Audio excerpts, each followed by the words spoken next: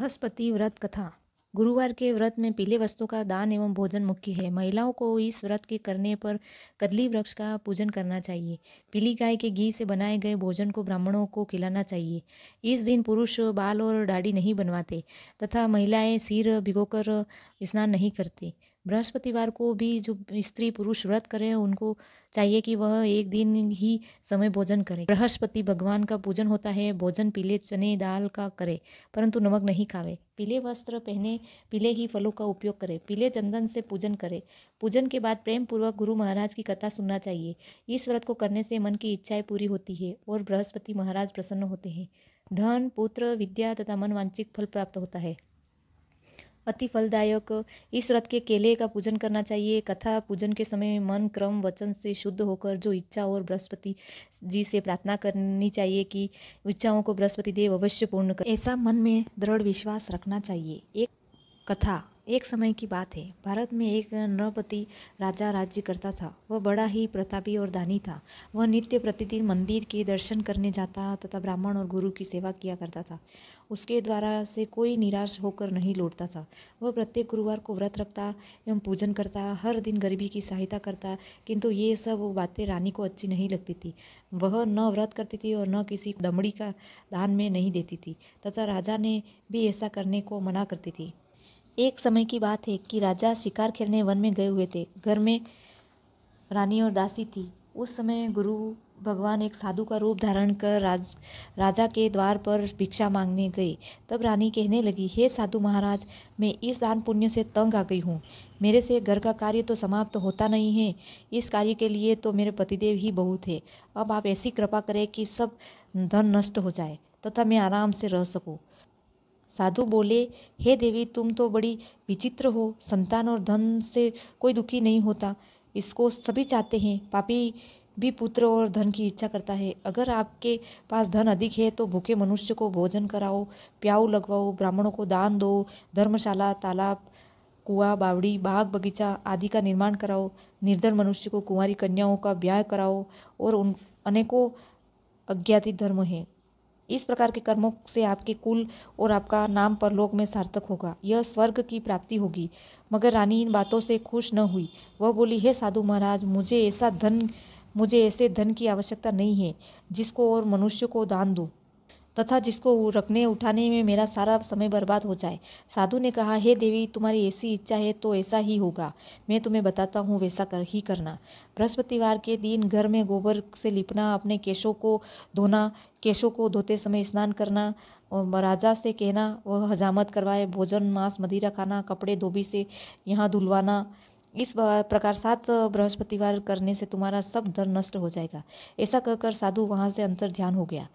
रानी ने साधु के कहे अनुसार वैसा ही किया। 3 बृहस्पतिवार होते ही उसका सारा धन नष्ट हो गया और भोजन के लिए दोनों समय तरसते लगे, सांसारिक भोगों से दुखी रहने लगे। तब राजा ने रानी से कहा कि तुम यहाँ रहो, मैं दूसरे देश में जाता हूँ, क्योंकि यहाँ पर मुझे सभी मनुष्य जानते हैं, इसलिए कोई कार्य नहीं कर सकता। देश चोरी परदेश भीख बराबर है। ऐसा कहकर राजा परदेश चला गया। वो वहाँ जंगल से लकड़ी काटकर लाता, शहर में बेचता। इस तरह जीवन व्यतीत करने लगा। इधर राजा के घर रानी और दासी दुखी रहने लगी। किसी दिन भोजन मिलता और किसी दिन पानी पीकर ही रह जाती। एक समय रानी और दासी के 7 दिन बिना भोजन किए बीत गए तो रानी ने दासी से कहा, हे दासी, यहाँ से पास के नगर में मेरी बहन रहती है। वह बड़ी धनवान है। तू उसके पास जा और 5 सेर बेजर मांग ला, जिससे कुछ समय के लिए गुजर जाएगी।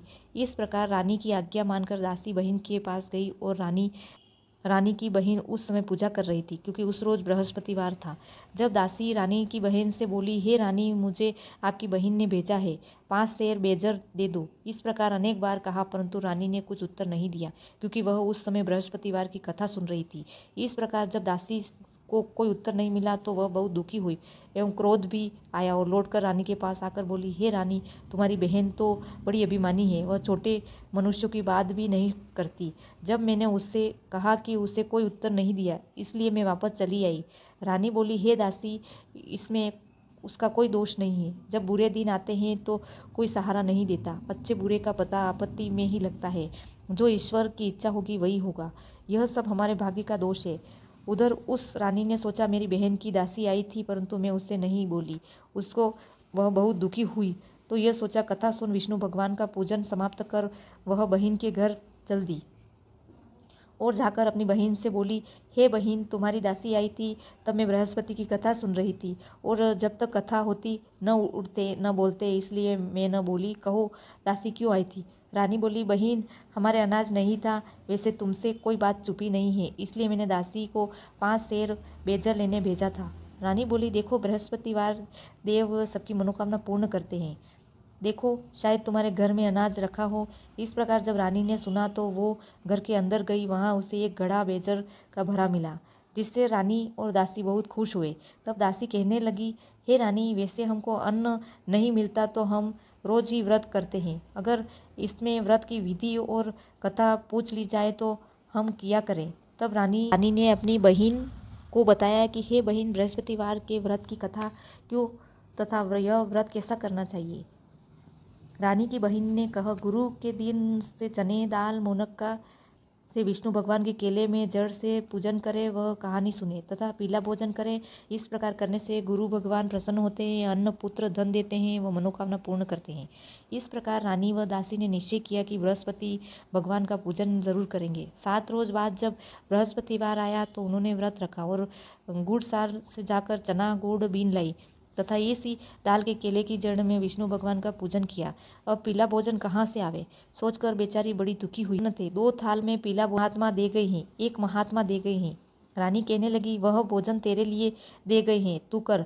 दासी ने कहा, वह महात्मा हम दोनों के लिए 2 थाली में भोजन दे गए हैं, इसलिए हम दोनों साथ साथ भोजन करेंगे। इस प्रकार दोनों ने गुरु भगवान को नमस्कार कर भोजन किया तथा वह प्रत्येक बृहस्पति को गुरु भगवान का व्रत कर विष्णु पूजन करने लगी। बृहस्पति भगवान कृपा से दोनों के पास फिर से धन हो गया। रानी फिर से उसी प्रकार आलस्य करने लगी तो दासी बोली, देखो रानी, तुम पहले भी इसी तरह आलस्य करती थी, बड़ी मुसीबतों के बाद हमने धन पाया है, इसलिए हम दान पुण्य करना चाहेंगे। भूखे मनुष्य को भोजन कराओ, प्याऊ लगवाओ, ब्राह्मणों को दान करो, कुआं तालाब बावड़ी मंदिर पाठशाला आदि का निर्माण करवाओ, कुंवारी कन्याओं का विवाह करवाओ, धन को शुभ कार्यों में खर्चा करो, तुम्हारे कुल का यश बढ़े, स्वर्ग प्राप्त हो और पितर प्रसन्न हो। जब रानी ने इसी प्रकार कर्म करने का आरंभ किए तो काफ़ी यश फैलने लगा। एक दिन रानी व दासी विचार करने लगा कि राजा न जाने किस प्रकार होंगे, उनको कोई खबर नहीं है।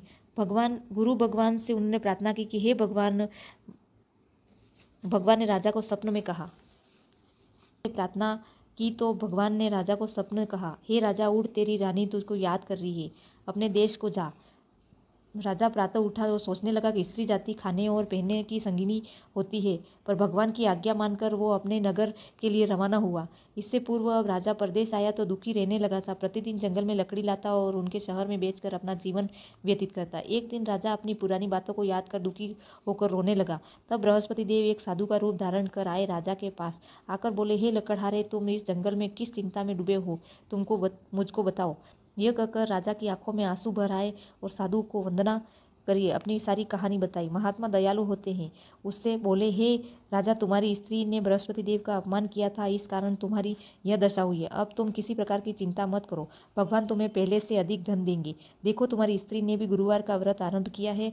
अब तुम मेरा कहा मानो, बृहस्पतिवार को व्रत करने चने की दाल गुड़ जब जल के लोटे में डालकर केले का जड़ में पूजन करो, कथा कहो और सुनो, भगवान तुम्हारी सब मनोकामना पूर्ण करेंगे।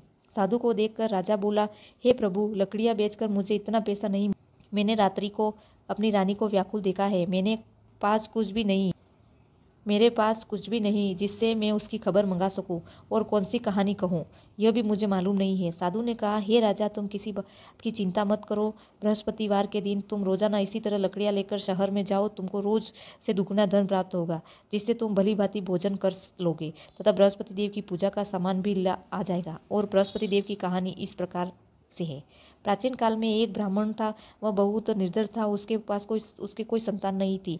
उसकी स्त्री बहुत मलिनता से रहती थी, वह न स्नान करती न देवता का पूजन करती, प्रातः उठते ही सर्वप्रथम भोजन करती, बाद में कोई अन्य कार्य करती। इससे ब्राह्मण बड़ा दुखी था। वो कुछ कहता किंतु उसका कोई परिणाम न निकलता। भगवान की कृपा से ब्राह्मण की स्त्री को कन्या रूप रत्न पैदा हुआ। वह कन्या अपने पिता से घर बड़ी होने लगी। वह बालिका प्रातः स्नान करके विष्णु भगवान का जाप करती, बृहस्पतिवार का व्रत करती, पूजा पाठ समाप्त करके वह स्कूल जाती तो मुट्ठी में जो भर ले आ जाती वह पाठशाला मार्ग डालती जाती। जब वे जो स्वर्ण के हो जाते तो लौटते समय घर ले आती। एक दिन वह सूप से सोने की जो फट कर साफ कर रही थी, उसके पिता ने देखा कि और कहा, हे बेटी, सोने के जौ को फटकते के लिए सोने का सूप होना चाहिए। दूसरे दिन गुरुवार था। कन्या ने व्रत रखा, बृहस्पति देव से प्रार्थना की, हे प्रभु, मैंने आपकी पूजा सच्चे मन से की है, तो मेरे लिए सोने का सूप दे दो। बृहस्पति देव ने उसकी प्रार्थना स्वीकार कर ली। रोजाना की तरह वह कन्या जौ फैलाती हुई जाने लगी। तब लौटकर जौ बीन रही थी। बृहस्पति देव ने कृपा से उसे सोने का सूप मिला। उसे वह घर ले आई, परंतु उसकी माँ का वही हाल रहा। एक दिन वह कन्या सोने के सूप में जौ साफ कर रही थी। उसी समय उस शहर में राजपुत्र वहां से निकला। वह इस कन्या के रूप और कार्य को देख मोहित हो गया। महल में आ जाकर भोजन तथा जल त्याग कर उदास होकर लेट गया। राजा को जब पता चला कि वह अपने मंत्रियों के साथ उसके पास आकर बोले, हे बेटा, तुम्हें किस बात का कष्ट है? किसी ने अपमान किया है या कोई कारण है तो कहो, मैं वही कार्य करूंगा जिससे तुम्हें प्रसन्नता हो। अपने पिता की बात सुनकर राजकुमार बोला, हे पिताजी, मुझे आपकी कृपा से किसी बात का दुख नहीं है, ना किसी के मेरा अपमान किया है, लेकिन मैं उस लड़की से विवाह करना चाहता हूँ जो सोने के सूप में जौ साफ कर रही थी। यह सुन राजा आश्चर्य में पड़ गया और बोला, बेटा, ऐसी कन्या का पता तुम ही लगाओ, मैं उसके साथ तेरा विवाह अवश्य करा दूंगा। राजकुमार ने उस लड़की के घर का पता बताया। तब मंत्री उस लड़की के घर गए और ब्राह्मण देवता को सब हाल बतवाया। ब्राह्मण देवता राजकुमार के साथ अपनी कन्या का विवाह करने के लिए तैयार हो गए। जब विधि विधान के अनुसार ब्राह्मण की कन्या का विवाह राजकुमार के साथ हो गया, कन्या के घर में जाते ही ब्राह्मण के घर पहले की भांति गरीबी का निवास हो गया। अब तो भोजन के लिए अन्न भी बड़ी मुश्किल से मिलता। एक दिन दुखी होकर ब्राह्मण देवता अपनी पुत्री के पास गए।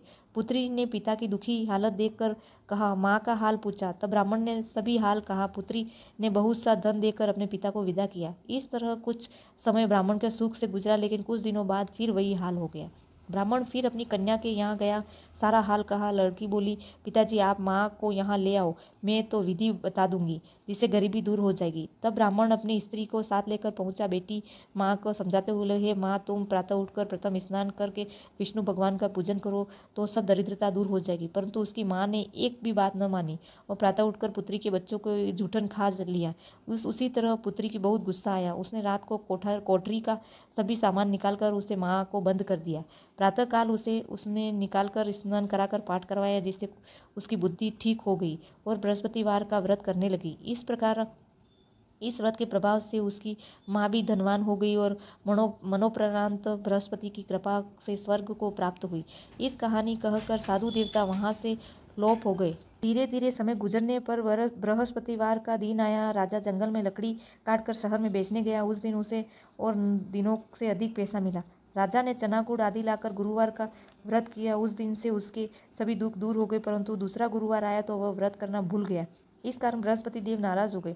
उस दिन उस नगर के राजा के विशाल यज्ञ का आयोजन किया तथा शहर में यह घोषणा करवा दी कि कोई मनुष्य अपने घर भोजन न बनावे, समस्त जनता मेरे यहाँ भोजन करने आवे। इस आज्ञा से जो न मानेगा उसे फांसी की सजा दी जाएगी। इस तरह उस राजा की आज्ञा अनुसार शहर में सभी लोग भोजन करने आए, लेकिन लकड़हारा कुछ देर से पहुंचा, इसलिए राजा को उसने महल में ले आए और भोजन करा रहे थे कि रानी की नज़र उस खुटी पर पड़ी, उस जिस पर उसका हार लटका हुआ था, जहाँ दिखाई नहीं दे रहा था। निश्चय से रानी ने निश्चय किया कि मेरा हार जरूर इस मनुष्य ने चुराया होगा। उसे सैनिक बुलाकर लकड़हारे को जेल करवा दिया। एक दिन राजा जेल खाने में दुखी होकर विचार करने लगा कि न पूर्व जन्मों का कर्मों से मुझे दुख मिल रहा है। कोई साधु को याद करने लगा जो उससे जंगल से मिला था। अचानक उसी समय बृहस्पति देव साधु के रूप में प्रकट हुए और उसकी दशा को देखकर कहने लगे, अरे मूर्ख, तूने बृहस्पति की कथा नहीं करी, इस कारण से तुझे यह दुख प्राप्त हुआ है।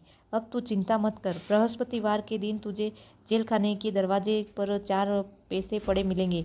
उसे तू बृहस्पति देव का पूजन करना, तेरे सभी कष्ट दूर हो जाएंगे। बृहस्पतिवार के दिन 4 पैसे पड़े मिले। तब राजा ने कथा कही। उसी रात बृहस्पति देव ने उस नगर में राजा को स्वप्न कहा, हे राजा, तूने जिस आदमी को जेल खाने में बंद किया वह निर्दोष है। वह भी राजा ने उसे छोड़ दिया। रानी हार खुटी पर लटक रहा, अगर तूने ऐसा नहीं किया तो मैं तेरे राज्य को नष्ट कर दूंगा। इस तरह के सपन में देखा। राजा प्रातः उठा और कुटी पर हार देख लकड़हारे को बुलाया, क्षमा मांगी और उसे सुंदर वस्त्र व आभूषण देकर विदा किया। गुरुदेव की आज्ञा के अनुसार राजा ने उसके नगर में चल दिया। राजा जब नगर के निकट पहुंचा तो उसे बड़ा आश्चर्य हुआ। नगर से पहले से अधिक बाग, तालाब, कुएं तथा बहुत सी धर्मशालाएं, मंदिर बन गए। राजा ने पूछा, यह बाग और धर्मशाला किसकी है? तो नगर के लोग कहने लगे, ये सब रानी और दासी के हैं। तो राजा को बहुत आश्चर्य हुआ और गुस्सा भी आया। जब रानी ने सुना कि राजा आ रहे हैं तो उसने दासी से कहा, हे दासी, राजा हमको कितने बुरे हाल में छोड़ गए थे। वो हमारी ऐसी हालत देखकर लौट न जाए, इसलिए तू दरवाजे पर खड़ी हो जा। आज्ञानुसार दासी दरवाजे पर खड़ी हो गई और राजा आए तो उन्हें अपने साथ ले आई। राजा ने क्रोध में आकर अपनी तलवार निकाल ली और पूछने लगा कि यह बताओ कि यह धन तुम्हें कैसे प्राप्त हुआ है? तब उन्होंने कहा कि यह धन हमें बृहस्पति देव ने व्रत से प्राप्त हुआ है।